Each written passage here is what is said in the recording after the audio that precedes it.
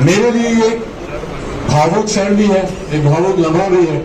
पहली बार मुझे लगता है कि पार्टी की कोई ऐसी बैठक जहां पे पार्टी के तमाम सांसद, पूर्व सांसद, विधायक, पूर्व विधायक, तमाम प्रत्याशी, तमाम महत्वपूर्ण नेता मौजूद हैं, और पहली बार कोई एक ऐसी बैठक है जहां पर लोक जनशक्ति पार्टी के संस्थापक और मेरे पिताजी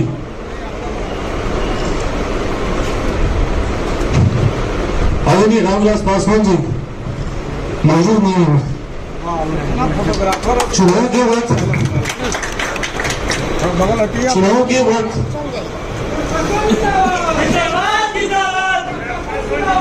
चुनाव के वक्त जिस तरीके से उनका निधन हुआ, हम लोगों ने किसी ने कल्पना नहीं की थी कि पार्टी को या परिवार को एक ऐसे दौर से गुजरना पड़ेगा कि जब सबसे ज्यादा उनकी जरूरत होगी और उस वक्त वो हम लोग के साथ नहीं होंगे।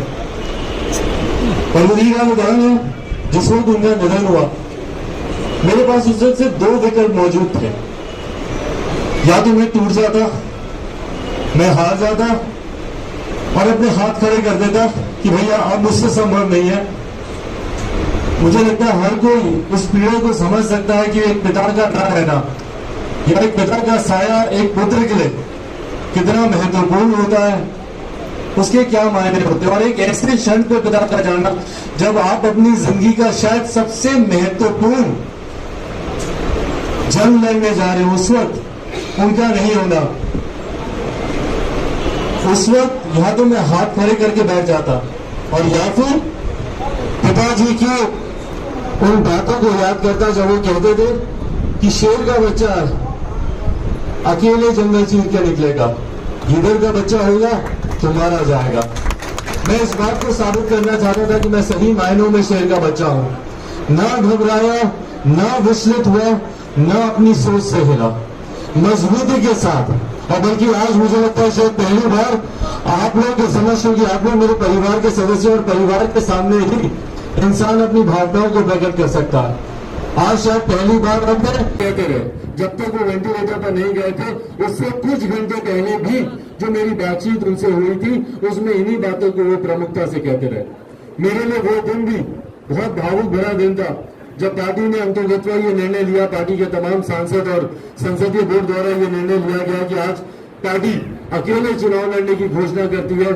उस दिन पापा होश में नहीं थे और उस दिन भी मैं काफी अपने आप को अकेला महसूस कर रहा था कि आज जो वो चाहते थे मैं उस चीज को करने जा रहा हूं, पर ये बातें मैं किसके साथ साझा करूं, किसको बताऊं।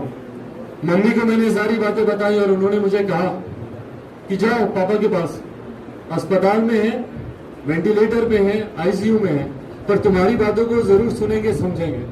जो उनसे कहना है जाके उनको बताओ, जो बातें करनी है उनसे जाके बताओ। पापा उस वक्त होश में नहीं थे, पर मुझे याद है पूरी रात तो उनके बिस्तर के साथ बैठा हुआ,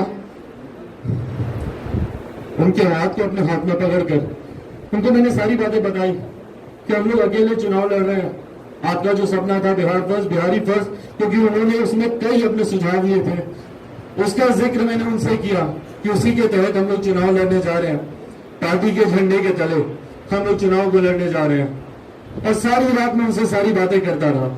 और उसके बाद 8 तारीख को जब उनका निधन हुआ, मैं नहीं चाहूंगा कि कभी भी कोई भी पुत्र इस परिस्थिति से गुजरे।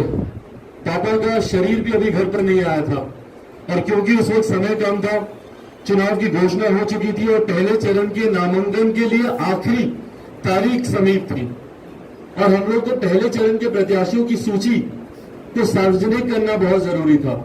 और मुझे इस बात का एहसास था कि हम लोग जब 9 तारीख को पापा को लेकर यहाँ पर आएंगे, 2-3 दिन सारे क्रिया के जितने भी काम होते हैं, अंत्येष्टि के जो काम होते हैं, संभवतः शायद उस वक्त समय नहीं मिल पाएगा।